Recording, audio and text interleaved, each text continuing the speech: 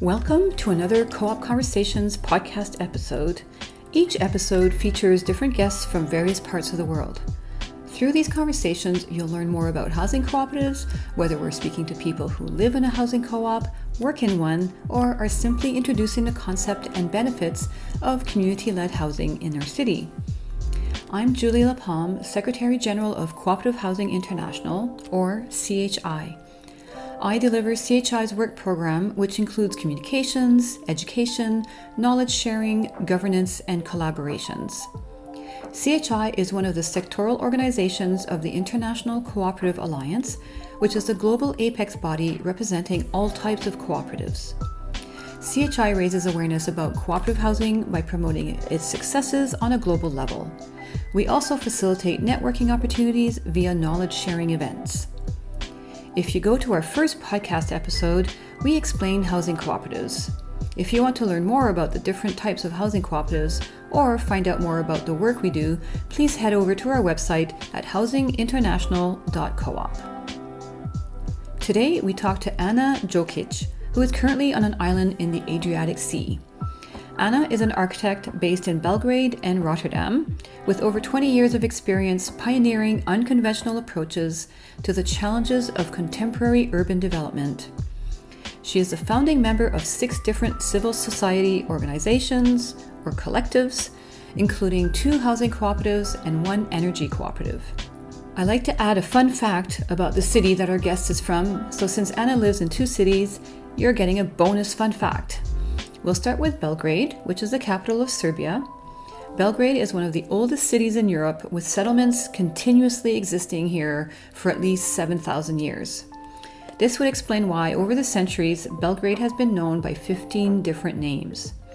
It also has more than 100 caves, canals, tunnels, and passages that tell the story of its connection to various empires and states that ruled here over the ages. Now, moving over to the Netherlands, Rotterdam is the largest seaport in Europe. One of the most popular gathering points in Rotterdam is the impressive Market Hall, a huge office complex that opened in 2014. It's nicknamed Coop or Horseshoe, and it's an architectural marvel with the soaring arch ceiling of its food hall covered in a larger-than-life mural of vegetables, fish, and other produce, celebrating the fact that the market itself is a kaleidoscope of fresh and prepared foods. So today we have Ana Džokić. It appears that Ana has cooperatives in her DNA. Her grandmother initiated a women's weaving co-op in rural Serbia, which is documented in a short film called Best Husband. Your grandparents were also members of a few cooperatives, including a herbal production and processing co-op. And I watched this documentary and was fascinated by how this women's cooperative held a Best Husband contest, which was not only a fundraiser, but also raising awareness about gender equality. So how aware were you about cooperatives growing up in what I would imagine to be a very different Serbia from the one your grandparents knew? Do you feel like you're carrying your grandparents' legacy into the 21st century? Thanks for this question. Maybe the last one is a bit difficult. I hope I'm carrying their legacy into 21st century. Although I have to say that I have rediscovered the fact that my grandparents have established actually 2 cooperatives only 10 years ago. I have been aware of this since my birth. I mean, since I was a kid, I have been spending a lot of time in the women cooperative. My mother has been also working there as a designer for the textiles that were made in the cooperative. And it was a part of my daily life. But somehow 10 years ago, I got an invitation to participate in an exhibition where curators were quite excited about hearing on a random occasion, actually, about the story of my grandparents. And they asked me to revisit their legacy. And my partner and me, we spent a summer in 2010 going through their archives and actually going through the process of how they have established these cooperatives. And this has been a quite revealing and interesting experience of finding out actually the spirit of that time and not just the traces of what it was later on. So that was quite exciting. Yeah, and there are photographs and images of your exhibition online as well. We'll add the links. So when did you start seeing the possibilities for housing cooperatives to address the housing and unaffordability in Belgrade? That was around that time. That was also 2011, 12, when we started to think in that direction. So yeah, it somehow overlaps. We have a different focus than they had at that time, but in some way a similar spirit, and both their cooperatives and the things that we have started in Belgrade are pioneers in their own time and in their own context. And you live in two cities. You live in Belgrade and Rotterdam. How does the cooperative model fare in these two cities? Specifically, housing cooperatives have been, in a way, forgotten in both contexts. And that was an interesting part of a research that I have been doing also as part of my PhD, which I did in Sweden. And what I have discovered, or actually in a constellation with different people, we have discovered is that cooperatives have started housing cooperatives have started in, let's say, in a similar time, end of 19th century in both contexts, but then they had their very different paths. And in the Dutch context, housing cooperatives have been really the door opener for social housing policy later on in the beginning of the 20th century, when the new law, or a first law on housing in 1901 was made, and where the cooperatives have been taken up as a form not just made by citizens, but also the cities were promoting and initiating housing cooperatives. And in Serbia, housing cooperatives also started somewhere in the end of 19th century, and then they took, during the socialist period, from the 60s, 50s and 60s of the 20th century, their own path, and provided about 8% of housing in socialist Yugoslavia, where the dominant model was the societal property in terms of housing. There was part of the private and this societal property, but housing cooperatives also made a portion of housing, and they stayed somehow unrecognized, or even today not seen as a way of providing housing. So in some way we are bringing this tradition, I would not say back, but through a different door, let's say, again into a focus as a possible alternative to the market-oriented way of provision of housing today. Mm-hmm. Yeah, because the market method isn't serving everybody that it should be serving. Yes, exactly. So you co-founded Stealth Unlimited in 2000. It's an internationally active spatial practice whose work is situated between future fiction, spatial intervention, and the politics of possibility. Stealth Unlimited is also described as constructing a future that is yet to be. So what should the future look like? And is Stealth Unlimited on the right path? I hope so. I hope we are on the right path. Well, Stealth started as basically from a research project, which was done somewhere in the end of 90s, beginning of 2000s, and which was looking at informal development of Belgrade at that time. And we were interested. The city was, because of the circumstances of the violent ending of Yugoslavia, a lot of movement between different parts of Yugoslavia, a lot of people also coming to Serbia and to Belgrade, economic sanctions, really very bad economic situation and collapse of institution. Actually, the informal construction of the city was quite picking up at that period. And we were interested in this not just as a form and what was like materializing in space, but also in somehow in the genetics or DNA of this process, or how did people actually, what was the process, how did it get there? And in this became this, let's say, interest in small people doing things on the ground was something that has been carrying our work from the very beginning. And very quickly we became interested not just in individuals, but connection between these individuals, and where individuals become networks, and where networks become some kind of let's say coordinated activity of people in terms of producing space. And this is the path which opened many doors for us, and in many initiatives that came out later on. This was the, let's say, the carrying spirit that we carried on in this interest of connecting individuals into collectives. And if we speak in how is the future now, what is certain is today, and was not maybe certain 20 years ago when we started, is the climate collapse, which is the thing which we are all, I guess, confronted and worried about. And on the other hand, is there a capacity, collective capacity of people without big coordination of government to confront this? And this is something that we are in a different formats addressing, from writing, making exhibitions about this, also making future fiction about these issues.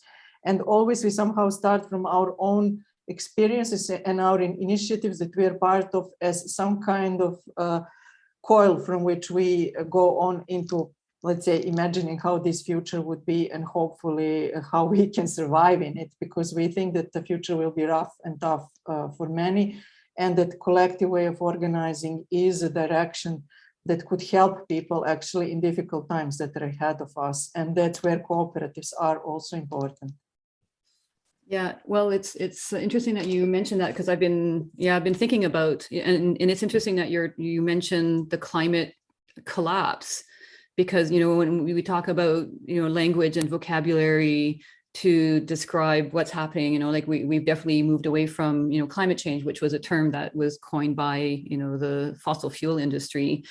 And, you know, so renaming it is acknowledging, you know, the seriousness of it. You know, but people are still not wanting to incite any kind of panic. The language is still very soft, you know, like we call it a climate emergency. But, you know, like hearing you say climate collapse, you know, maybe in different parts of the world, you know, the language is different too. But yeah, like, you know, the language needs to be more severe to reflect, you know, what it is. And I just finished reading a book. I've been reading a lot this summer. And I just happened to have it on my desk because I want to photocopy one of the chapters. It's called On Time and Water. Mm-hmm. And it's an Icelandic author. His name is Andri Snær Magnusson. And he went to, like, you know, he's an activist and a writer. And he went to, you know, some kind of scientific conference, and one of the scientists asked him, like, why he wasn't writing about the climate collapse. And his response was, well, I'm not a scientist. But, you know, the scientist responded, well, you're a writer, you're a storyteller, you know, you can share this information much better than us, you know, through your stories. And, you know, it's a kind of a hard book to read, because it is, you know, it's opening. I mean, sometimes we kind of just bury our heads in the sand because it's too scary. And, you know, so when you read a whole book about it, it's really like bringing the reality, you know, forward. But yeah, the reason why I want to photocopy one of the last chapters is that, you know, it does end with some optimism. Yes. And yeah, I highly recommend this book. Like I'm like, all the books I read are from the library, but they're, you know, and then I think, okay, this is a book I want to buy, and then like just give it to somebody, you know. It's like, it's really worth sharing. There is a similar book called Uninhabitable Earth, published by a New York Times journalist. He published an article under this title, and then it provoked a huge discussion. I think it was 3 years ago. And he exactly went into these terms that are used, and actually that we need to use a term like collapse, because it much better explains what is really going on. And but the other book is also hopeful, or gives, let's say, some direction to think of, and actually capacity for us to think that this is not unsurpassable, that we can organize ourselves to go through or to change our behavior, but it really demands a serious action. And somehow between this capacity of collectives and also the need of government is where we are somehow split, because I think that a lot of individuals really want to make change, but we need on a global level and governmental level also big change. Yeah, we need to change a lot faster for sure. In 2010, you founded Gradi Grad, which means who builds the city, in response to the urban developments in Belgrade, characterized by corrupt and mismanaged privatization of public resources, and that the city must be inclusive for all those who make up the city. So can you tell us more about Gradi Grad and some of its initiatives? Why we started the organization is that there were a couple of reasons. At that time, my partner Maak, with whom I started Stad, and me have been curators of Tirana biennial in Albania, and we have spent the previous summer in a research in the cities around Albania, also in Belgrade, but in a number of cities. And we have been comparing how in the year since the start of global financial crisis in 2008, September 2008 until September 2009, the cities in the region have been changing. And we have noticed a very similar pattern in all of these places. The privatization of public resources, also the corruption that was mentioned, use of public, let's say, land in public ownership to turn it into big private developments.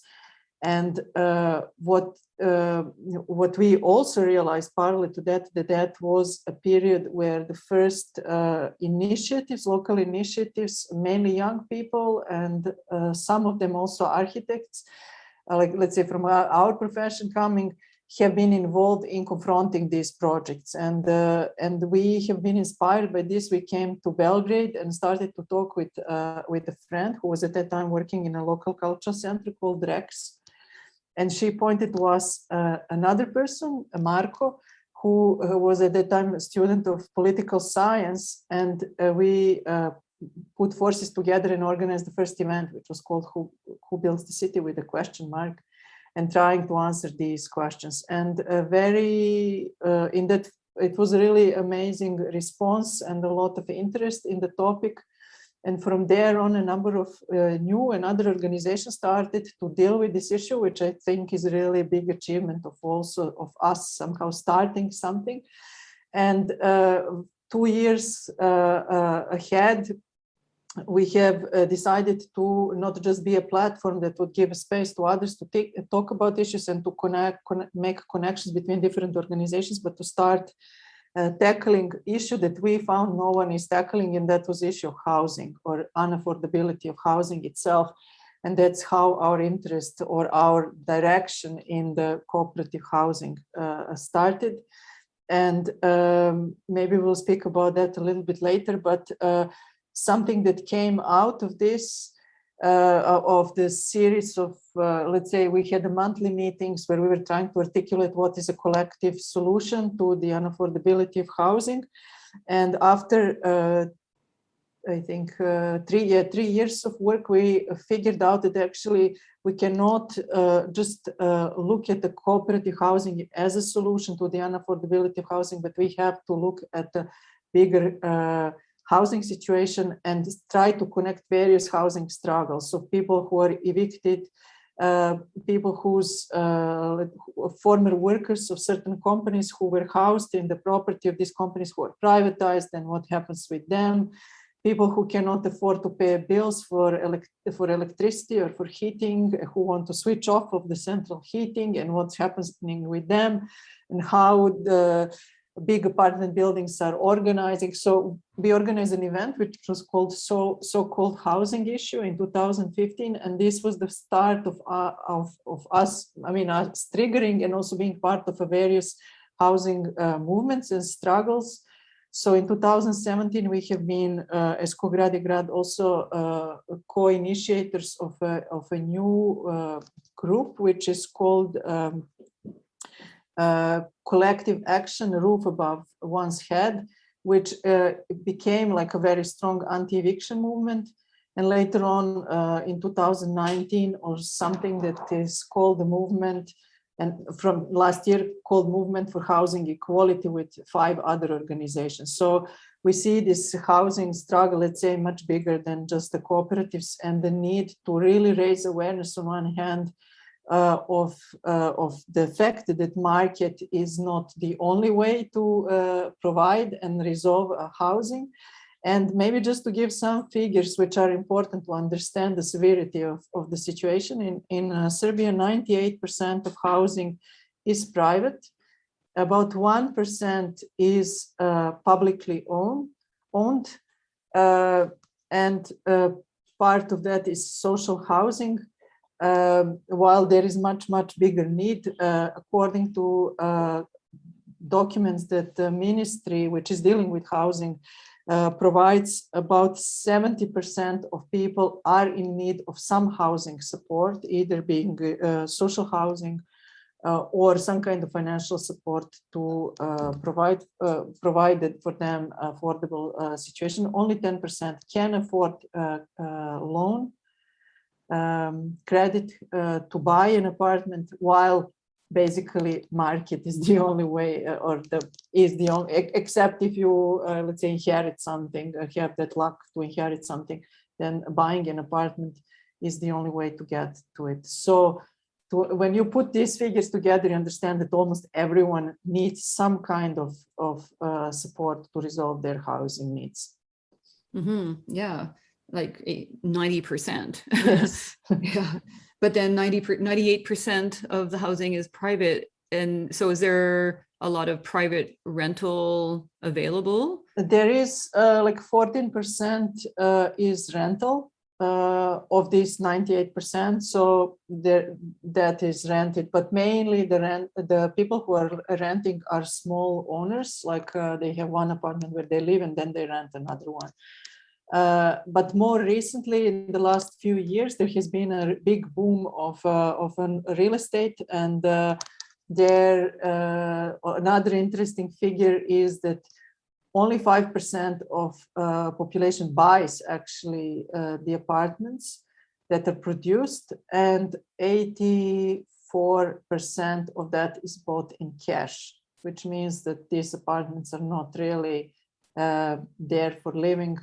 But they are just like parking money, laundering money. Yeah, if they're buying cash, they're laundering money for sure. Exactly. So you understand, and there is a huge construction boom right now, but you understand that all that land is wasted basically to produce this possibility for some people to launch their money and to park their money, and that it does not actually reach those who really need. Wow, that is corruption to the nth degree for sure. Yeah. So you're an architect. You've been an architect for over 20 years, I believe. And you believe in the right to the city, the urban commons, and collective forms of housing. Have you seen a shift in how architects approach housing compared to, when you started 20 years ago? I think that there is an interesting shift. I cannot say that it is majority of architects, but I can say that there is a certain group of architects who are, let's say, opening up new perspectives. And I'm glad that we are with our practice also falling into this group and are part of this group. There has been a growing interest in, and I can say also from the perspective of Serbia, although there is no possibility for people to practice that, there is a growing interest for being part of some change or providing their, let's say, labor for something else. And what was interesting for us when we started Gradi Grad, actually, when we opened the housing topic, it was with an ad in the end of 2012, and the ad was calling for people to join forces to reinvent what this affordable collective housing could be. And there were about 40 people that appeared on this first meeting. Majority of people, we didn't know who they are. And 1/3 appeared were architects. So these were people who were in their daily practice actually designing, and mainly designing these real estate things that I was just talking about, but actually are looking for a way out. And another interesting maybe piece of data is that we had, for the first time this spring, we had a call that we wanted to employ someone in our team. So far, we had no possibility to do that. We mostly have been working just 3 or 4 of us with small grants, but this time, for the first time, we could employ someone, and about 20 people applied for this position, although we were not looking for architects, majority were architects. And so people are really looking for a way to give meaning to their work, and what they do in their daily jobs is not providing that. Actually, they are completely schizophrenic because they would like to be out of it, but that's the only thing that gives them possibility to earn income. So, yeah. And on the other hand, the only possibility to qualify for that mortgage loan. Yes. It's a vicious circle. Exactly. So you somehow have to find a way also for the profession to get out of it. And in the Netherlands, I can say maybe situation is a little bit better because there is still a considerable amount of social housing, and there is a need for renewal of the social housing fund, although the proportion, let's say, of social housing in the Netherlands has been in the last 30, 40 years completely switched from before 70% social housing, 30% private. Now it's completely the opposite. So now it's 70% private and 30% social. So there is also a big sellout of social housing properties, and also for big players who come and buy huge chunks of these former social housing apartments. Mm-hmm. Yeah. Well, that's a good segue to my next question. So you also founded Stad in the Maak, which is a city in the making, in 2012 to manage the toxic assets of stranded Dutch welfare housing. So Stad in the Maak is described as an international community that changes every week as people check in or fly out. The goal is ultimately to buy buildings and take them out of the speculative market in order to make space for a new way of cooperative living and working. So what's the current status of this initiative? Yeah, this is really interesting.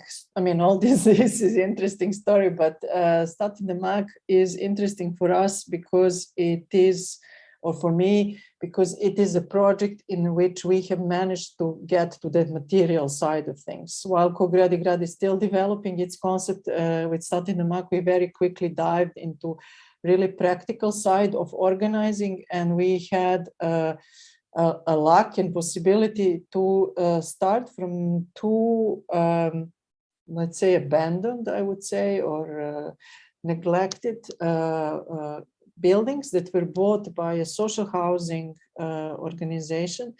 They bought them just at the verge of global financial crisis, somewhere in 2008, 2009, only to realize a year later that actually their financial situation is so bad that they can not imagine that in 10 years' time they will be able to renovate them or to build something new at this spot. And we have heard about this project through research of an architectural architecture and design offices from Rotterdam, which have been doing a research of what to do with these 2 buildings. And once the research was done, basically it was a question like, probably they would have been boarded up. And a friend of ours came in and invited us, Mark and me, to join. And that's how the city in the making, together with another friend who was at that time closing his position as a director of the first and the largest architecture platform, web platform in the Netherlands. So 4 of us, we joined forces. And we figured out that maybe with a bit of luck, we could start to use these buildings very quickly. And that started in 2014 with the idea that these first 2 buildings would be for 10 years for free, delivered to city in the making to make in them something good for the neighborhood. That was literally what was standing in the contract. And we decided to split them in a housing part, which is the floors above, and the ground floors, which would be commons that would be used for free, not just by people that live there, but also initiatives from the neighborhood of various groups that could use them for free. And that would be, in a way, covered partially by the small rent, which was paid for the spaces above. And now we are almost, let's say 7 years later. And these first two buildings are still in use, going strong. Meanwhile, we had a bunch of other buildings that were for a certain period of time a part of city in the making. There is at the moment still other 3 in use with various users, some of them living for 5 years in a one spot or using the spaces as their office or studio spaces. Another project which was there until this spring for 2.5 years, there was a pension Almonde, which was a very big project, about 54, as I believe, apartments that were an attempt to create for a very short period a very active community with, again, same principle of housing above and the apartments under. And this was very interesting also because there was a governance model which was developed through it, where people that lived there and that used the ground floors were very active in actually managing and governing the whole project. And we knew that this project is over, and already almost from the very beginning, we were aiming at permanent locations, because we realized that as the financial crisis was fading away, although we don't know now what is coming, but as that financial crisis was fading away, that most likely this possibility to use these spaces on a temporary basis will also fade away. And we started to look for these permanent locations. We made so far 5 attempts to buy properties, but we could really not compete on the very competitive housing market, because this is social housing or even public properties are sold for the highest bid.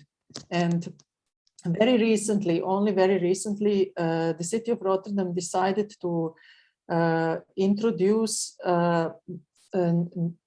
kind of support to new cooperative forms of living. And what is happening at the moment is that there is, and I hope it will work, there is an attempt to make 5 pilot projects, and we hope to be one of these 5 pilot projects. And what is also really interesting is that this time we are trying to buy a block of houses. It's a 21 apartment in which Mark and me, are actually living. This is our living space where we have been for 20 years. It is an association which has an interesting history. The association has, in 2000, received the status of self-managing housing initiative. And that meant that this block was in the public property. The city and the previous owner, which was a social housing organization, were not maintaining these buildings because they were on a demolition list for a very long time. But then plans changed. The buildings were in very bad status, and people that were living there at that point, we also moved in 2000, were demanding that the city, as it's not doing anything, delivers this on a governance to the inhabitants there. And this really happened in 2000. It was a very important, I think, step, and one of the few projects like this in Rotterdam. And this period was for 10 years, and then the period expired like 11 years ago, and we were somehow forgotten, only to find ourselves now in 2021 surrounded by quite a hip neighborhood, because a lot of transformation happened, and then the city decided that actually they want to sell this property. And now we are fighting actually for it to become one of these 5 projects, or 5 pilot projects for the new cooperative forms of living. And I have to say that it is tough, and that we don't know how it will go. Just tomorrow there is a negotiation with the city about this. And all of this in light of, maybe I would just like to put this in the light of heavy criticism that the UN reporter on housing rights actually made on the city of Rotterdam this year. And you can find this document.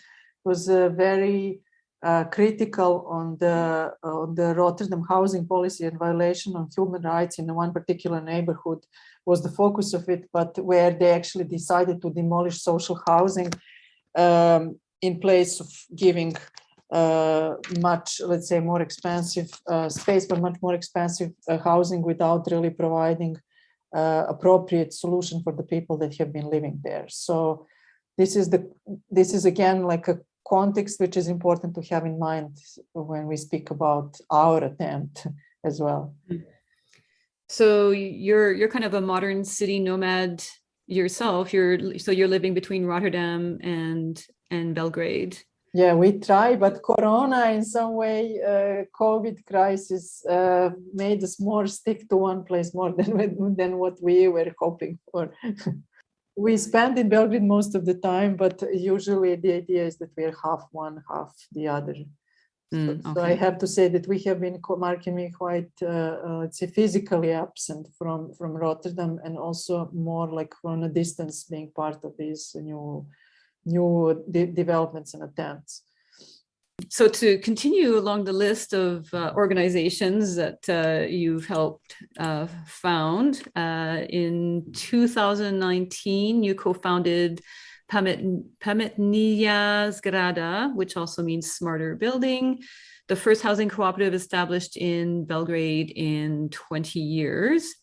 It's centered around a cooperative of inhabitants that collectively develop, build, finance, maintain, and operate a multi-apartment building.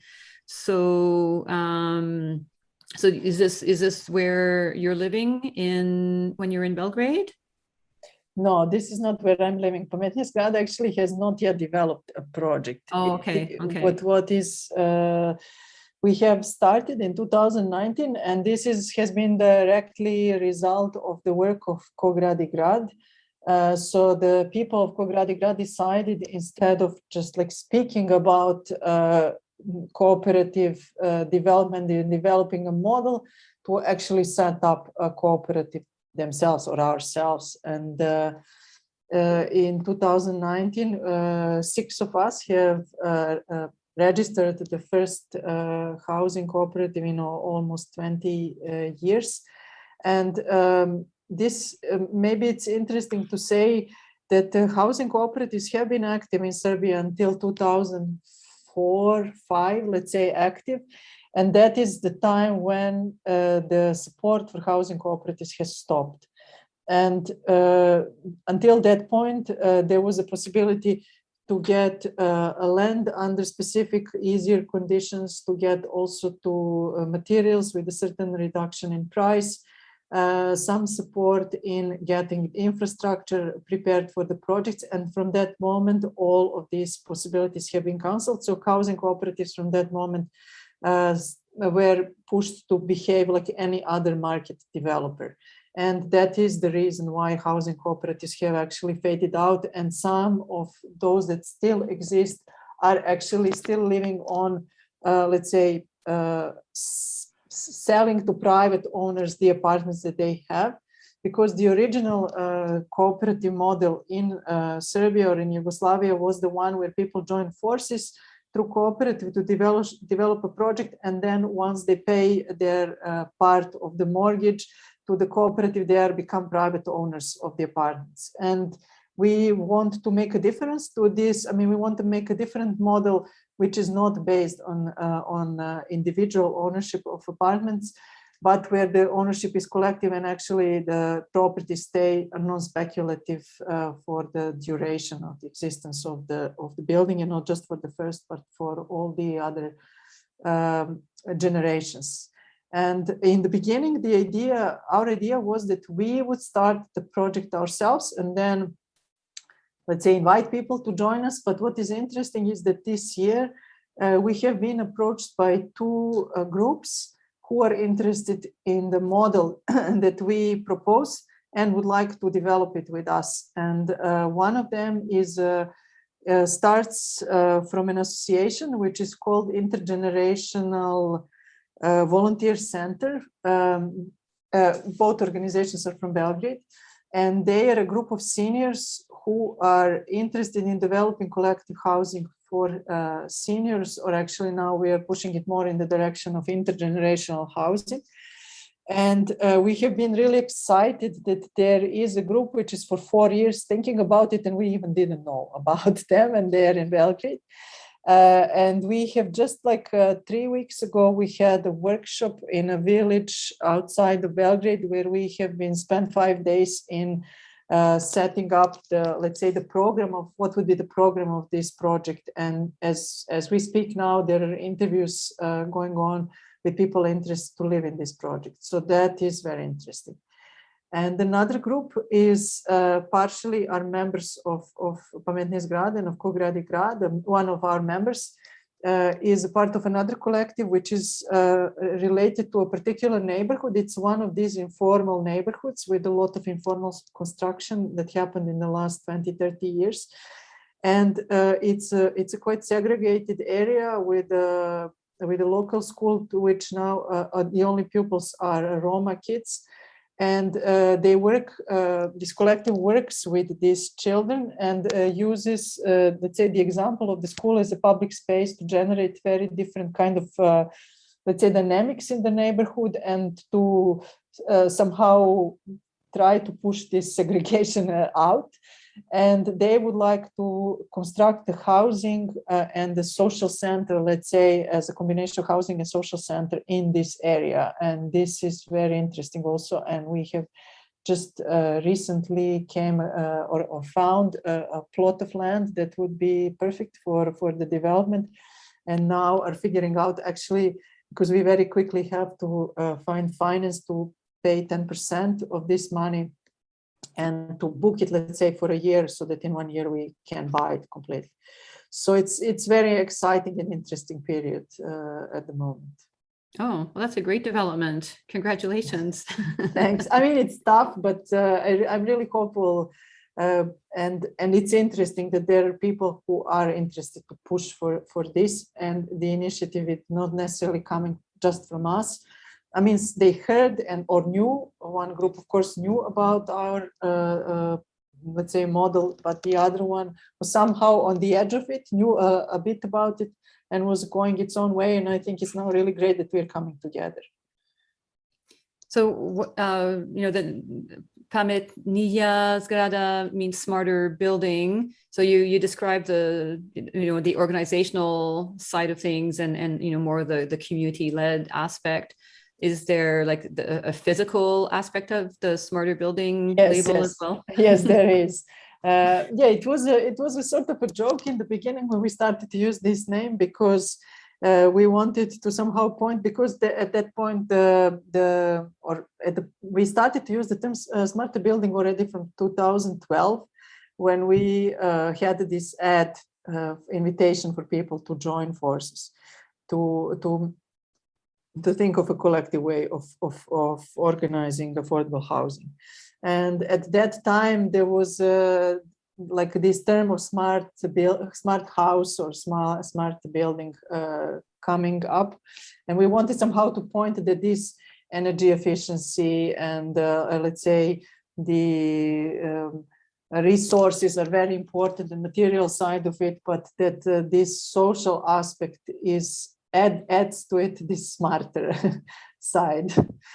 So that both elements are very important. And also in our model, the energy efficiency and energy production are actually important, not just for the fact that it is good for the environment, but also for the fact that on long term, it provides affordability.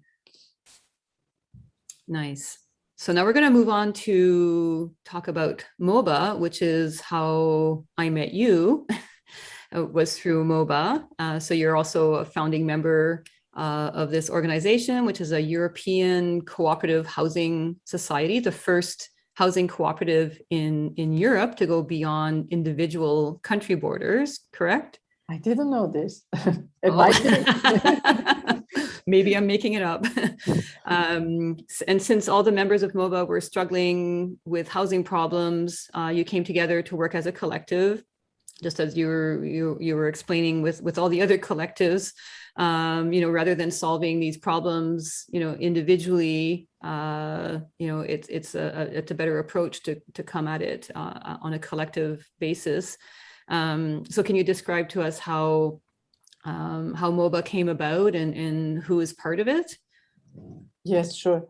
MOBA came about in 2017, somewhere October 2017. There was an event in Berlin called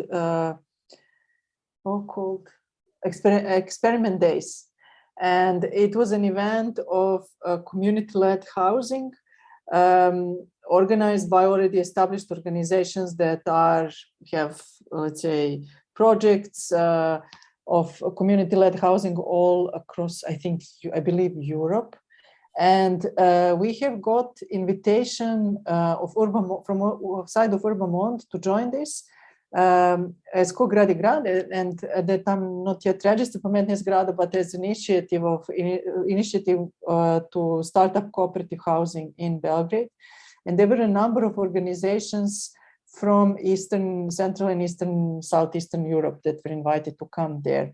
And some of them we knew and some of them we didn't. And we were very excited to go there. But what was even more exciting is that the exchange that we had before this event, the organizers were asking, like, what is that? If we are organizing a panel where you guys would be, what is that you would like to bring up? And all the organizations that were there were pioneers, or we were all pioneers in our own context. So we are the first organizations of our kind in each of these contexts.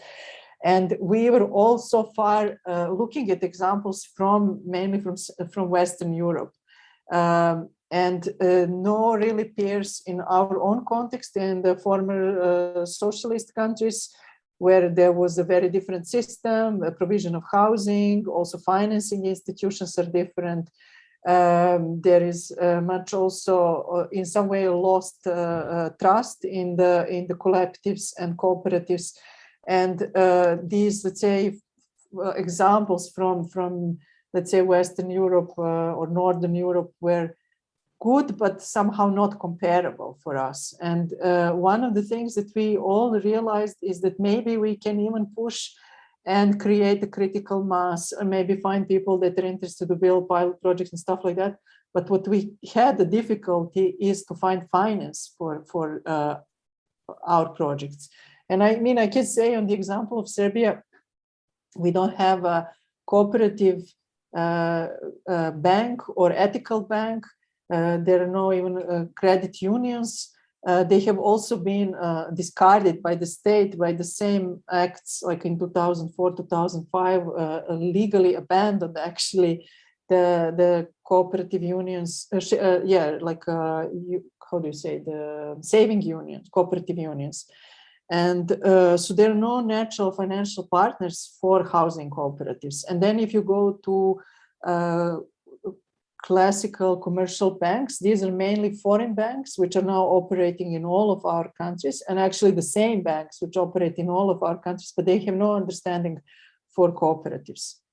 And we started to, that was the panel that we had in Berlin, started to discuss this financial situation, and we very quickly understood that this is really something that we can tackle together, and that our small initiatives, individual initiatives in our local context are not enough. And I think it was just after these two panels that were there, we had 45 minutes gathering in one of the cubicles that was there at this event, and we really decided that we have to work together. And very quickly, we managed to also gather some resources from Fund Action, which is an interesting activist fund where activists decide on whom are the funds given to.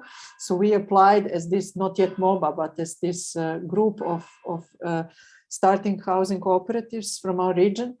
And we got the first €5,000, I think. And we mainly use it to meet and we have been very active, like meeting very often, and actually spent whole 2018 and 19 to shape MOBA, to shape who we are, what we would like to achieve. And in the beginning of 2020, we have registered a European Cooperative Society.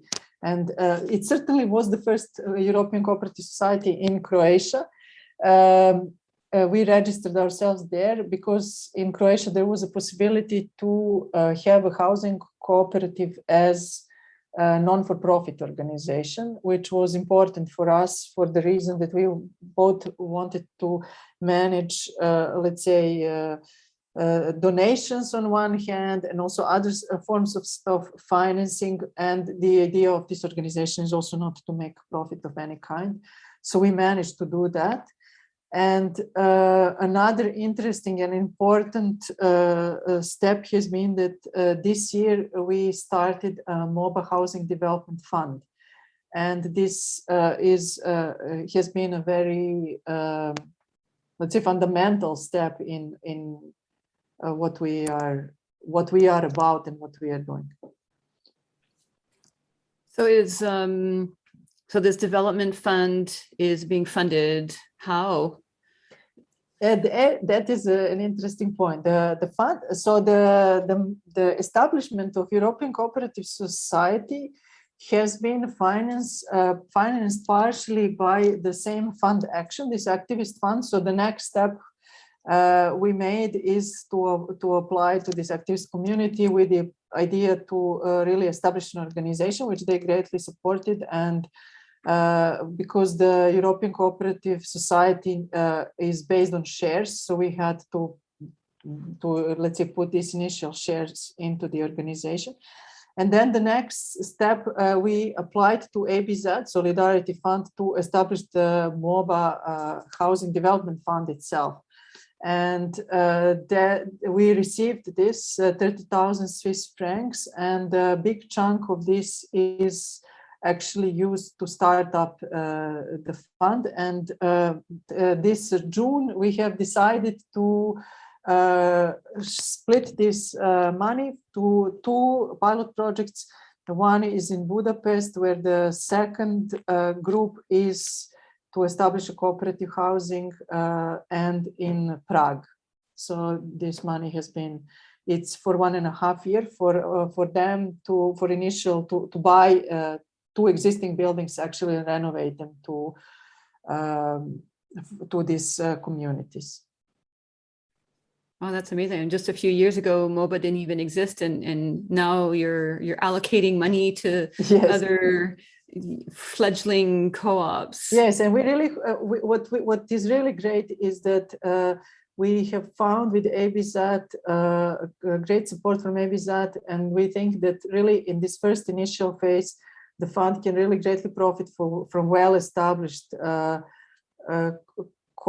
housing cooperatives from other parts of Europe or maybe elsewhere from the world, not just as donations, but maybe even as investments, because we need this fund really to grow and to support the pioneering cooperatives in our regions. So in order to have a stepping stone to addressing then commercial banks and other sources of finance. So what we are at this point looking for is that through this fund, we can address, let's say, 20 to 30% of investment into the pilot projects in our region, and then that this is a guarantee, let's say, to address other sources of finance. And just to clarify to our listeners, ABZ is one of the largest housing cooperative organizations in Zurich. And they have a solidarity fund that they allocate funds to different applicants from all over the world for different reasons. And this is a fund that is funded by their members. You know, the members all pool, you know, they all contribute a small amount, and every year they get together and decide on how to allocate the money. I have to say, maybe just to mention, because it's also really interesting and important, that Pametnija Zgrada, we in Belgrade also got financial support of WBG, which is umbrella organization of housing cooperatives of I think of Switzerland, also for the pilot project in Belgrade. There are actually now 2 pilot projects in Belgrade, which is a great, has been a great support. Mm-hmm. Well, yeah, it's great to see all the cooperation happening between cooperatives. And you're also supported by the Cooperative for Ethical Financing. Cooperative for Ethical Financing is a member of MOBA. So maybe what is important, yes, I didn't mention who are members. So MOBA members are 4 founding members are Zadrugator, which is a housing cooperative from Ljubljana, Pametnija Zgrada from Belgrade, Cooperative Open Architecture from Zagreb, and Prvni Vlaštovka from Prague, and also Zuglo House from Budapest is the 5th one. And we have, these are full members, governing members, let's say. And then we have 3 associate members. And we're also, of course, open to other members, in both in terms of organizations that are supporting MOBA and this, and of course, the full members, meaning primarily housing cooperatives or initiatives that are on the way to become housing cooperatives. And the associate members are Urbamond, World Habitat, and Cooperative for Ethical Finance. And Cooperative for Ethical Finance is Croatian-based cooperative, which has been primarily established to start the first cooperative ethical bank in Croatia. They have come to a lot of obstacles from the National Bank and are now on the way of establishing actually international cooperative ethical bank on the European level, together with a number of other organizations, which is quite interesting. And their abbreviation is ZEF. So ZEF has been a very important for MOBA because they have encouraged us to make important steps in thinking of being financial intermediaries, starting a fund, thinking of mobilizing also larger European funds under the MOBA umbrella. So I guess that we would not be able to think that far if there was no ZEF with us from the very beginning, literally from that first meeting in Berlin. Yeah, well, there's the advantage of having a collective. You know, you're all the great minds are contributing to a much better solution. You also have some resources that you've developed, one of them being the financial review model toolkit that is on the MOBA website. Yes. It tells you how much it costs to develop a multi-unit dwelling or building, and what what revenues the co-op needs. So how has this tool helped MOBA members and others? This has been an important tool really from the moment that we made it. I think it was 2019 or 18 already in the making in 2019. This has helped us actually to make a common portfolio and to compare our projects financially, and also how far is each of the projects in development. So it is a tool which can help to very quickly assess, or depends on how much information you have, but it can help to very quickly assess the financial size of the project, and also helped us to make a common portfolio where we could, let's say, use the same structure of data, and with that, let's say, package our projects when we speak with the bigger financiers and things like this. Yeah, that's having that information is the stepping stone to getting the finance. So that's exactly great that you did that. All right, so we're going to move away from housing and move on to energy, which provides energy to homes. So you're also the founder of the energy cooperative Elektropionir in Belgrade, which is a pioneer energy prosumer in Serbia. And prosumer being, one of those terms that really turns the term consumer around, which is basically so you're switching it to the producers of electricity for their own consumption. So the co-op is aiming to produce its own electricity through solar panels installed on rooftops. So tell me how this came about. What was the catalyst to starting an energy cooperative? I can say that this has been not really accidental, but more or less something that happened by a chain of events. Me and my partner, we have made our own apartment in Belgrade, and on top of my parents' house. And when we have made this, we have been thinking, okay, we try to be as much as energy efficient to follow the standard of passive house. And then we thought that we could also produce energy. And following things that have been possible in the Netherlands, we thought, okay, it's easy. We just install our solar panels on our roof and we feed the surplus energy into the net, and that's it. But it turned out to be quite complex and complicated, that actually it is impossible. So our first attempt to become prosumer was in 2016. It didn't work out. We had to limit our use of this energy and only consume actually 23% of what this small solar power plant can produce. And the rest basically just cut off. And we thought, this is crazy. Why is it like this? And once we realized that no one is really doing something about it, we decided to go into public with this story. And this story became at some point really viral with many. There was one particular video where I was explaining the situation, which has been seen by, I think by now, almost 500,000 people. And then in this video, I was mentioning that maybe one of the ways to deal with this situation is to organize into energy cooperative, because the legal body could be representative for individual households to somehow sell or deal somehow with the surplus energy. And this has been seen as a call by some people. So they started to approach us. And by the summer of 2019, we started to speak with a few people, which we never met before. And by the end of 2019, we have established the energy cooperative, Elektropionir.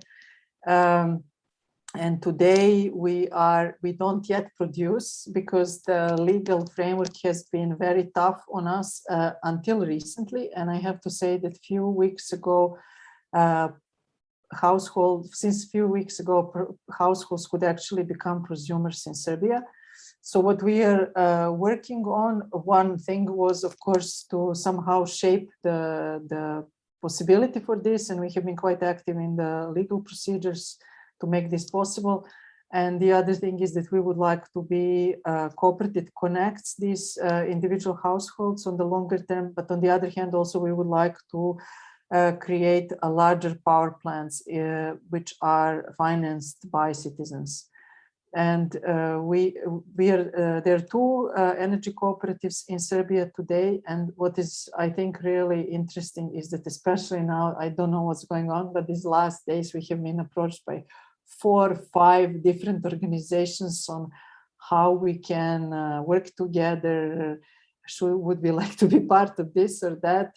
So now we really have to see which of all this stuff we can do. But one of the interesting things that we are doing and are now preparing is a course for people to find their easier way than actually to go through the same trouble that we did during the last 5 years. And the course is called Solar Technique to the People. So it tells by itself for whom it is. Oh, that's fantastic. So are there any discussions of founding a MOBA for energy cooperatives? Actually, there is a MOBA for energy cooperatives, and a very successful one on European level. There is ResCoop, which is umbrella organization of 1,900 energy cooperatives and over 1,250,000 members.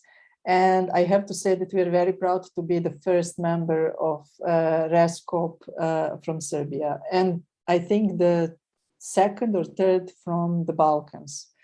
Oh, okay. You're not quite the first. No, but what is interesting is that energy, so we have been at the assembly of RESCOP, I believe it was in May this year, and we have been mentioning to them that there is a really great potential of connecting housing cooperatives and energy cooperatives, and that has not yet been done. And I think that this could be really something to pick up maybe with CHI and MOBA. Mm-hmm. Yeah. Well, we're doing a session at the International Cooperative Alliance World Congress in Seoul in December, and we're doing a session on exactly that.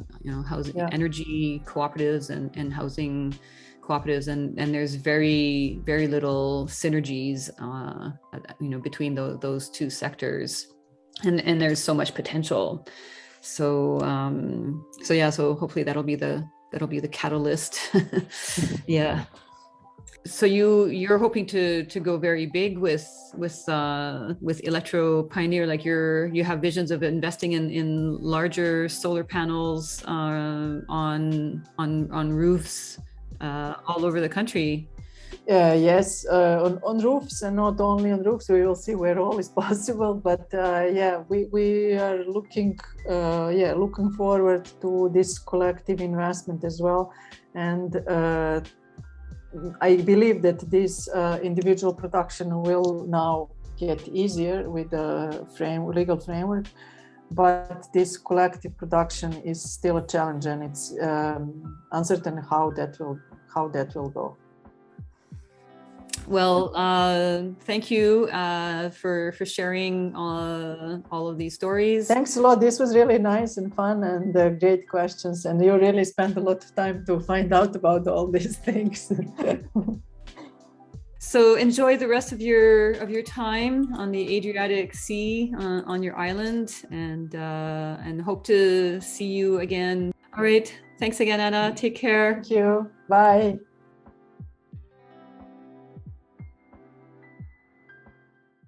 Thank you for listening to this latest episode of Co-op Conversations. We hope that it provided a better understanding of how the cooperative housing model offers a better solution than market-driven housing. If you're interested in finding out more, you can visit us at housinginternational.coop. We feature many stories and resources on our website with useful tools, studies, and articles on topics ranging from governance to finance to sustainability. You can also find us on social media on Facebook, LinkedIn, Twitter, YouTube, and Instagram, where we like to share stories and good practices of co-op housing around the world. If you want to find a housing co-op in your region, I suggest that you do an online search for co-op housing along with the name of your city, and hopefully something will come up.